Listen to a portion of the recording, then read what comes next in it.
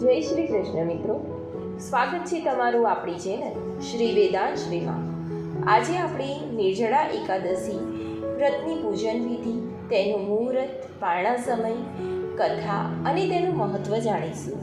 જો એ પહેલાં ચેનલ પર નવા છો તો વિડીયોને લાઈક કરી, શેર કરી, સબસ્ક્રાઈબ જરૂરથી કરજો।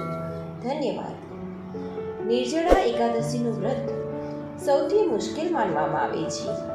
પૌરાણિક માન્યતાઓ અનુસાર આ વ્રત કરવાથી ભીમને મોક્ષ અને લાંબા આયુષ્યની પ્રાપ્તિ થઈ હતી। આ વર્ષે નિર્જળા એકાદશી 18 જૂને આવી છે। આ દિવસે સંપૂર્ણ વિધિ વિધાન સાથે ભગવાન વિષ્ણુની પૂજા કરવામાં આવે છે। આ વર્ષે નિર્જળા એકાદશી પર 3 શુભ યોગોનો સંયોગને કારણે ભક્તોને ભગવાન વિષ્ણુની વિશેષ કૃપા પણ પ્રાપ્ત થાય છે। માન્યતાઓ અનુસાર નિર્જળા એકાદશીનું વ્રત કરવાથી વ્યક્તિની તમામ મનોકામનાઓ પૂર્ણ થાય છે। તો ચાલો જાણીએ નિર્જળા એકાદશીનો શુભ સમય। નિર્જળા એકાદશીની તિથિનો પ્રારંભ તારીખ 17 જૂન 2024ની સવારે 4:43 થાય છે અને તેની પૂર્ણાહુતિ તારીખ 18 જૂન 2024ની સવારે 6:24 થાય છે। એટલે કે ઉદ્યાતિથિ અનુસાર નિર્જળા એકાદશીનું વ્રત તારીખ 18 જૂન 2024 કરવામાં આવશે, એટલે કે આજે। અને હવે જાણીએ પારણાનો સમય। તો તારીખ 19 જૂન 2024 સવારે 5:24થી 7:28 સુધી પારણા કરી લેવાના રહેશે અને દ્વાદશીને અહીંયા સમાપ્તિનો સમય સવારે 7:28 રહેશે। હવે જાણીએ નિર્જળા એકાદશી પર કયા 3 શુભ સંયોગ બની રહ્યા છે। તો આ વખતે નિર્જળા એકાદશી પર 3 શુભ સંયોગ બની રહ્યા છે। આ દિવસે ત્રિપુષ્પર યોગ, શિવ યોગ અને સ્વાતિ નક્ષત્રનો વિશેષ સંયોગ થઈ રહ્યો છે। આ સંયોગને સમૃદ્ધિમાં વધારો કરવાના પરિબળો માનવામાં આવે છે। હવે જાણીએ પૂજા વિધિ।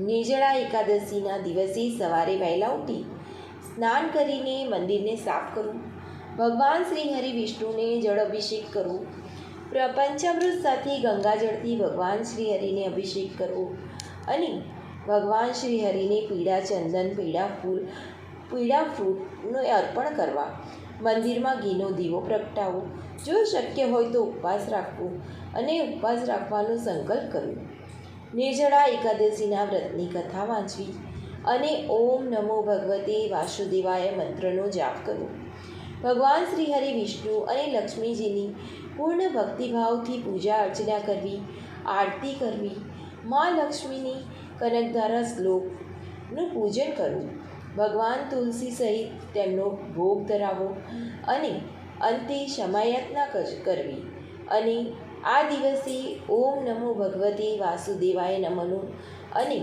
ઓમ વૈષ્ણવે નમઃનો જાપ જરૂરથી કરવો।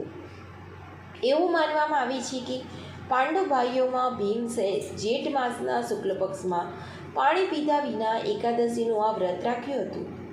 આ વ્રતનું પાલન કરીને ભીમને મોક્ષ અને દીર્ઘાયુષ્યનું વરદાન મળ્યું હતું। નિર્જળા એકાદશી વ્રતમાં વિશેષ માનવામાં આવે છે અને તમામ એકાદશીમાં આ ઉપવાસ શ્રેષ્ઠ માનવામાં આવે છે। હવે જાણીએ નિર્જળા એકાદશીની વ્રત કથા। પ્રાચીન કાળની આ વાત છે। વેદવ્યાસજી નિર્જળા એકાદશીનું મહત્ત્વ બતાવતા કહેવા લાગ્યા, એકાદશીના દિવસે ભોજન ન કરવું, દ્વાદશીના દિવસે સ્નાન વગેરે કરીને પવિત્ર થઈને પુષ્પોથી ભગવાન કેશવની પૂજા કરવી, ત્યારબાદ નિત્યક્રમ સમાપ્ત થયા પછી પ્રથમ બ્રાહ્મણોને ભોજન કરાવવું, પછી પોતે ભોજન કરવું, જન્ના શૌચય અને મરણો શૌચમાં પણ એકાદશીના દિવસે ભોજન ન કરવું।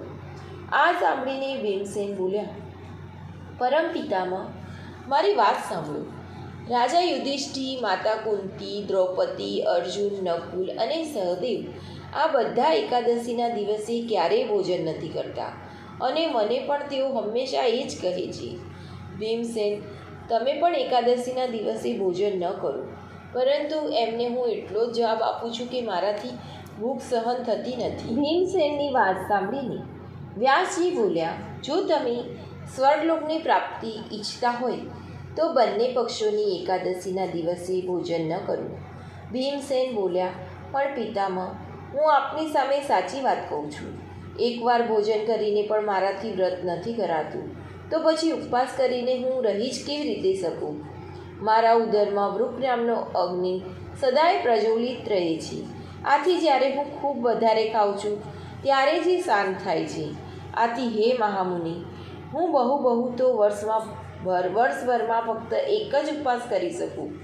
માટે જેનાથી ઈશ્વરની પ્રાપ્તિ થાય અને જે વ્રત કરવાથી મારું કલ્યાણ થાય એવું કોઈ એક વ્રત મને કહો, હું એનું પાલન જરૂરથી કરીશ.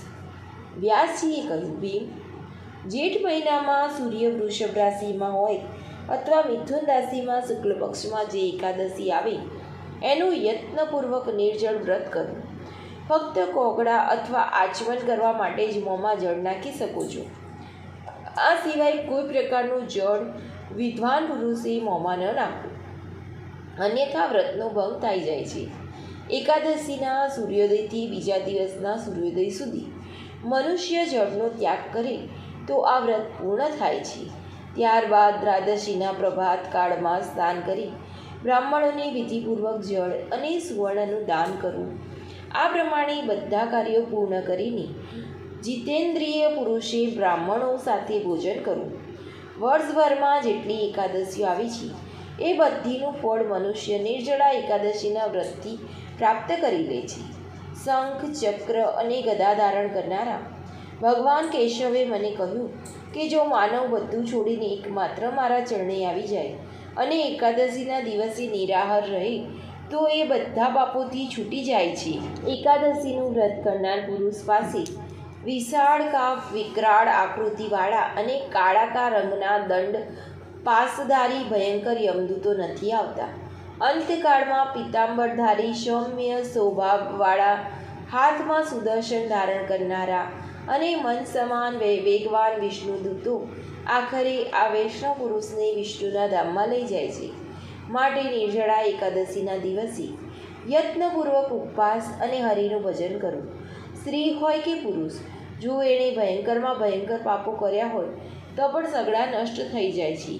જે મનુષ્ય આ દિવસે જળના નિયમનું પાલન કરે છે અને પુણ્યનો ભાગી બને છે, તે આ સાંભળીને ભીમસેનને પણ આ શુભ એકાદશીનું વ્રત કરવાનું મન થાય છે અને ભીમસેને પણ આ વ્રત શરૂ કરી દીધું.